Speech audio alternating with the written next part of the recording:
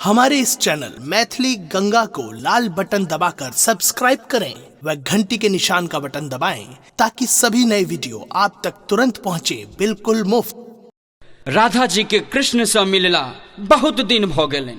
कृष्णक बाट जोहित जोहित हुनकर आँख पथरा गेलन। राधा जी कृष्णक बिना दर्शन केने नहीं रह सकैत छली। कवि कोकिल, महाकवि बाबा विद्यापति ओहि परिदृश्यक ओहि परिकल्पनाक अपन लेखनी सँ किछु एहि रूप में वर्णन केने छथि। त आओ सुनल जाय एकरा एहि गीत के माध्यम से।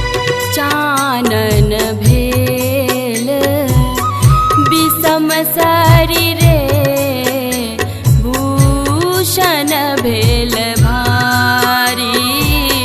चानन भेल विषम शरीरे भूषण भेल भारी।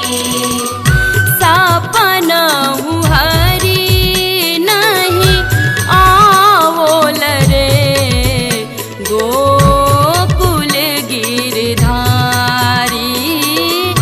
सपनहु हरि नहीं आवोल रे गोकुल गिरधारी। चानन भेल विषम शरीरे भूषण भेल भारी।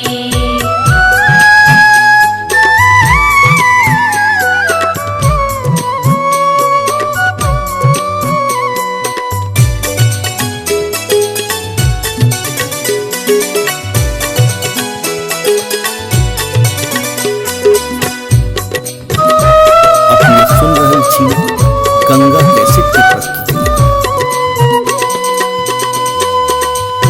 एक सरी ठार कदम तर रे पथ हेरती मुरारी।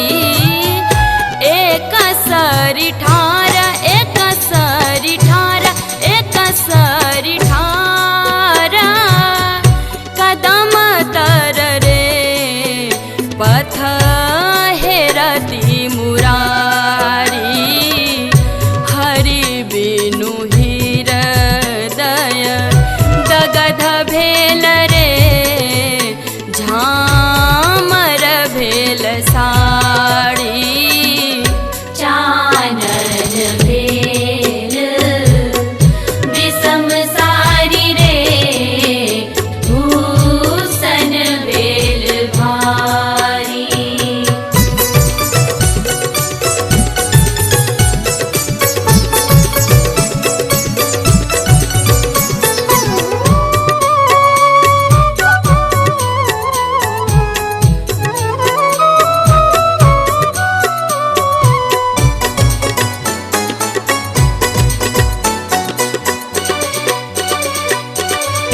जाह जाह तो है उधव है तोहे मधुपुर जाह।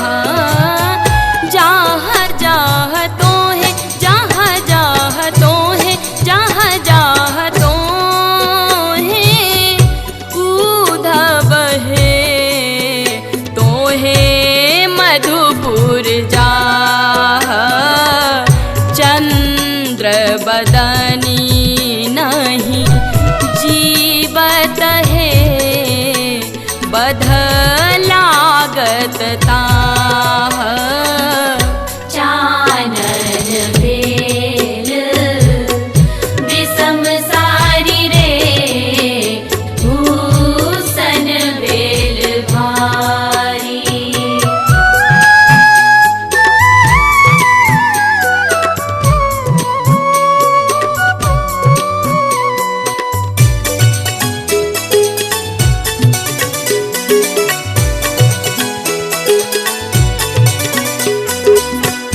अपने सुन रहे छी गंगा कैसेट की प्रस्तुति।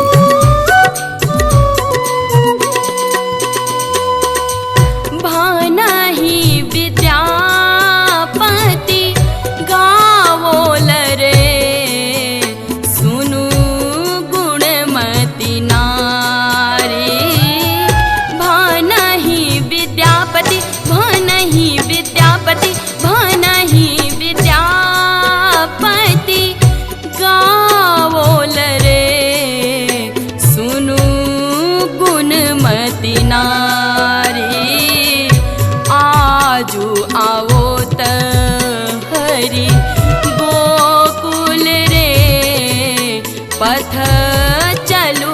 झटक